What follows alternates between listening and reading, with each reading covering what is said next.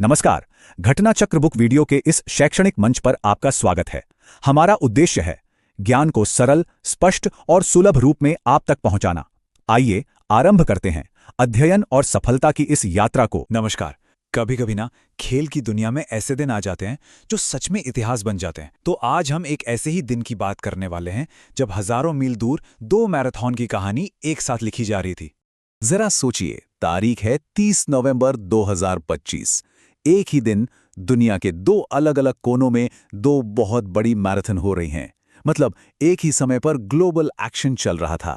तो चलिए, हमारी पहली मंजिल है बैंकॉक, जहां अमेजिंग थाईलैंड मैराथन 2025 हो रही थी। देखते हैं कि वहां फिनिश लाइन पर क्या हुआ। तो ये रहे बैंकॉक के नतीजे। पुरुषों की दौड़ जीती इथोपिया के अगुनफुर बिकेले ने, और महिलाओं की दौड़ में आगे रहीं केन्या की यूनिस न्याविरा मुचीरी। यहां ध्यान देने वाली बात यह है कि विजेता इथोपिया और केन्या से हैं।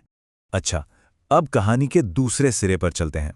उसी दिन हजारों मील दूर एक और बहुत बड़ी रेस हो रही थी। हमारा अगला पड़ाव है शंघाई। और ये रहे शंघाई के रिजल्ट्स। पुरुषों में विजेता थे इथियोपिया के मिल्केसा मेंगेशा और महिलाओं में केन्या की ब्रिगेड कोसेगी।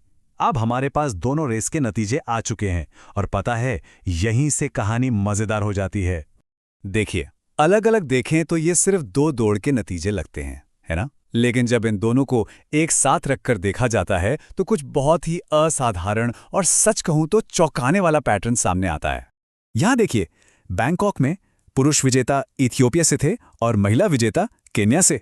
और शंघाई में, अरे वाह, पुरुष विजेता भी इथियोपिया से और महिला विजेता भी केन्या से। ये तो वाकई एक अविश्वसनीय समानता है।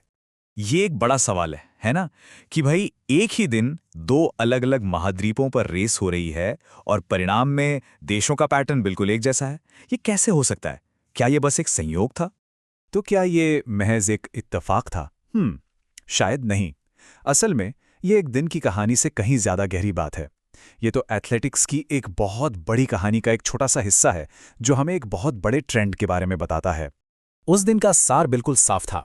पुरुषों की दौड़ में इथोपिया का दबदबा और महिलाओं की दौड़ में केन्या का। ये अपने आप में लंबी दूरी की दौड़ में पूर्वी अफ्रीकी देशों के प्रभुत्व का एक जबरदस्त उदाहरण है। और हां, ये कोई इत्तेफाक नहीं है।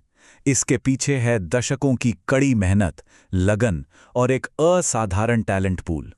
यही वो वजह है कि ये एथलीट बार बार दुनिया के मंच पर अपनी छाप छोड़ते हैं।